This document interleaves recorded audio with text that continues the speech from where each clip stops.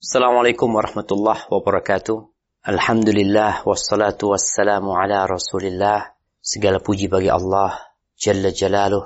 Salawat dan salam semoga senantiasa tercurahkan untuk baginda Nabi kita Muhammad alaihi salatu wassalam. Amma ba'd, kaum muslimin yang semoga dirahmati oleh Allah Jalla Jalaluh.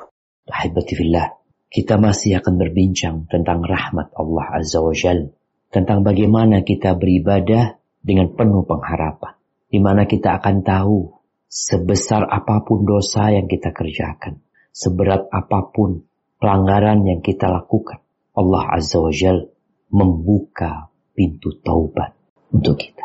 Setelah baca hadis Allah Azza wa Jal, yabsutu yadahu bil-lail, bagaimana Allah membentangkan tangannya di malam hari agar mereka yang berbuat dosa di siang hari bertobat sebanyak apapun dosa yang kau kerjakan. Dan Allah membentangkan tangannya di siang hari agar mereka yang berbuat dosa di malam hari bertobat kepada Allah Azza wa Jal. Sampai kapan Allah membuka pintu tobat? Sampai matahari terbit dari arah barat. Allah Azza wa Jal akan terus membuka pintu tobat untuk setiap pribadi manusia selama hayat masih dikandung badan, selama yang namanya ruh belum sampai ke kerongkongan. Maka jangan menunda-nunda untuk kembali kepada Allah SWT. Karena at-taswif min junudi iblis. Yang namanya menunda-nunda, mengatakan nanti dan nanti, itu salah satu senjata iblis untuk menyesatkan manusia. Jangan sampai besarnya rahmat Allah, luasnya karunia Allah, membuat engkau menunda-nunda, akhirnya engkau kehilangan waktu. Karena kita semua gak tahu kapan waktu kita berakhir. Dari Abu Najih Amr bin Habasah As-Sulami radhiyallahu anhu, dia bercerita, pada masa jahiliyah aku menyangka bahwa semua orang itu berada dalam kesesatan dan tidak ada yang berada dalam kebenaran, serta mereka semua menyembah berhala. Kemudian aku mendengar tentang seseorang di Mekah yang menyampaikan beberapa berita menarik. Lalu aku segera berangkat ke sana dengan menaiki kendaraanku hingga akhirnya aku sampai kepadanya. Dan tanpa diduga ternyata dia adalah Rasulullah sallallahu alaihi wasallam yang sembunyi-sembunyi dan mendapatkan perlakuan tidak baik dari kaumnya. Maka aku pun berlaku lemah lembut terhadap kaum Quraisy hingga akhirnya aku dapat menemui diri beliau di kota Mekkah. Aku bertanya kepada beliau, "Siapakah Anda ini?" Beliau menjawab, "Aku adalah seorang nabi." "Siapakah nabi itu?" tanyaku lebih lanjut. Beliau menjawab, "Aku diutus oleh Allah."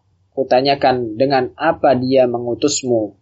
Beliau menjawab, "Dia mengutusku dengan perintah untuk bersilaturrahim, menghancurkan berhala, dan mengesahkan Allah dan tidak menyekutukannya dengan sesuatu apapun." "Siapa saja yang telah ikut bersamamu dalam hal ini?" tanyaku. Beliau menjawab, "Orang merdeka dan hamba sahaya." Pada saat itulah bersama beliau terdapat Abu Bakar dan Bilal radhiyallahu anhuma. Maka ku katakan, "Sesungguhnya aku akan mengikutimu." Beliau berkata, "Sesungguhnya engkau tidak dapat melakukan hal itu pada saat ini. Tidaklah engkau melihat keadaanku dan keadaan orang-orang ini. Tetapi kembalilah kepada keluargamu. Dan jika engkau mendengar diriku telah mendapatkan kemenangan, maka datanglah kepadaku." Maka dia meneruskan ceritanya, dan aku pun pergi ke keluargaku. Dan Rasulullah sallallahu alaihi wasallam pun datang di Madinah, sedang aku berada di tengah-tengah keluargaku. Lalu aku mencari berita dan bertanya kepada orang-orang ketika beliau masuk Madinah, sehingga ada sekelompok orang dari penduduk Madinah yang datang dan kutanyakan, apa yang dilakukan orang ini ketika dia datang di Madinah. Mereka kemudian menjawab, orang-orang Madinah menyambut kedatangannya, dan adapun kaumnya bermaksud untuk membunuhnya, tetapi mereka tidak mampu. Kemudian aku datang ke Madinah dan menemui beliau seraya berucap, "Wahai Rasulullah, apakah engkau masih mengenal aku?" Beliau menjawab, "Masih, kamu ini yang pernah menemui aku di Mekkah."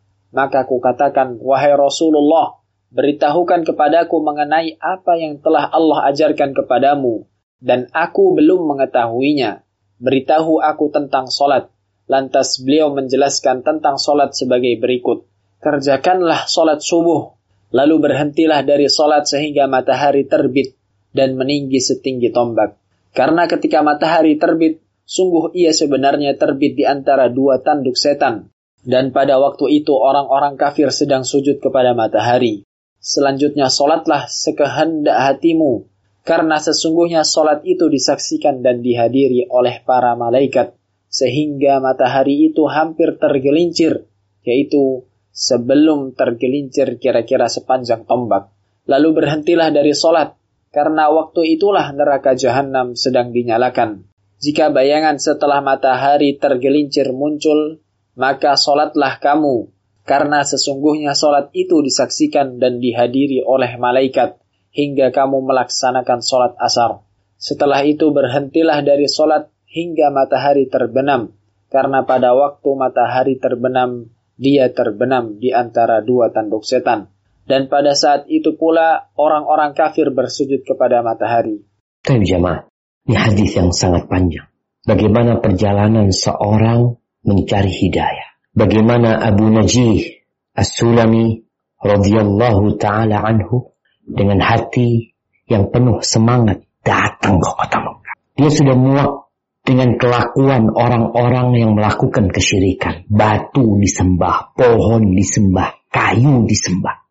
Binatang-binatang yang Allah ciptakan disembelih untuk selain Allah subhanahu wa ta'ala. Karena sejatinya fitrah manusia yang masih bersih itu mengetahui bahwa perbuatan-perbuatan itu tidak seharusnya dilakukan. Allah bersumpah mengatakan wa nafsi wa ma sawwaha fa'alhamaha fujuraha wa taqwaha qad aflaha man zakkaha. Ketika orang memiliki fitrah yang bersih, secara naluri dia akan menentang perbuatan-perbuatan dosa. Akhirnya dia datang ke kota Madinah, kota Mekah, berangkat. Jadi kalau ada yang bertanya, Ustadz, hidayah itu datang apa dijemput? Iya, dia datang dan dijemput. Sehingga engkau yang ingin mendapatkan hidayah, ingin mendapatkan rahmat Allah Azza wa Jal, ingin mendapatkan karunia-Nya, datang. Maka dalam hadis yang kita bahas tentang karunia Allah Azza wa Jal, wa man atani yamshi ataituhu harwala. Siapa yang datang kepadaku berjalan kaki, maka aku akan mendatangi dia dengan berlari-lari kecil. Abu Najih datang, tapi itu di awal-awal Islam. Ketika Nabi alaihi salatu wassalam sembunyi-sembunyi berdakwah. Maka dia bertanya, Nabi ini nyuruh kepada apa sih? Ketika dia bertanya, maka Nabi alaihi salatu wassalam mengatakan, misi beliau diutus oleh Allah Azza wa Jalla adalah bisilatil arham, menyambung silaturahim. Ini yang berkaitan dengan hubungan kepada manusia. Kita ini yang udah Islam, kalau engkau memiliki rahim-rahim yang engkau putuskan, hati-hati. Karena la yadkhulul jannah qati. Tidak masuk surga orang yang memutuskan silaturahim. Wa kasril awthan. Dan beliau diutus untuk menghancurkan berhala-berhala. Wa ayyuhadallah la yushrak bihi syai'an. Agar ibadah itu hanya untuk Allah saja. Dan tidak disekutukan Allah Jalla Jalaluhu. Maka kita lihat strategi dalam dakwah.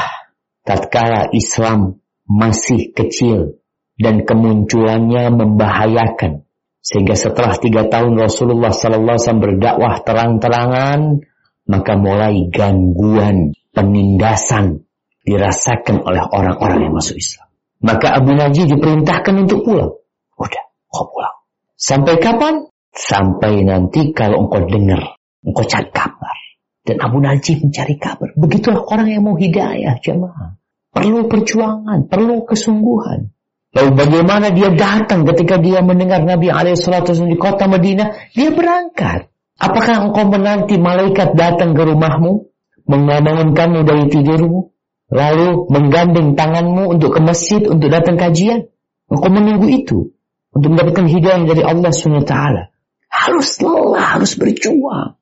Dan Allah berjanji, وَالَّذِينَ جَاهَدُوا فِينَا لَنَهْدِيَنَّهُمْ سُبُلَنَا. Dan orang-orang yang benar-benar berjuang di jalan kami, Allah akan kasih petunjuk. Kemudian bagaimana semangatnya Abu Najih mau belajar dia. Apa yang dia katakan kepada Nabi SAW? Ya Rasulullah, akhbirni amma 'allamakallah. Kabarkan kepada aku apa yang Allah ajarkan kepadamu dan aku tidak mengetahuinya. Dia mulai bertanya tentang sholat. Dikasih penjelasan gimana itu sholat. Kita udah baca tuh tadi. Tentang sholat subuh, zuhur, asar, maghrib, dan isya. Tentang 5 waktu kewajiban seorang melaksanakan sholat. Kita ini banyak yang sholat tapi gak pernah belajar kadang-kala. Jamaah rahimakumullah, itu yang bisa kita kaji. Semoga ilmu yang kita kaji hari ini berguna buat kita dan bisa kita amalkan dalam kehidupan kita. Dan semoga Allah menerima amalan kita. Sampai berjumpa kembali. Barakallahu fiik. Wassalamualaikum warahmatullahi wabarakatuh.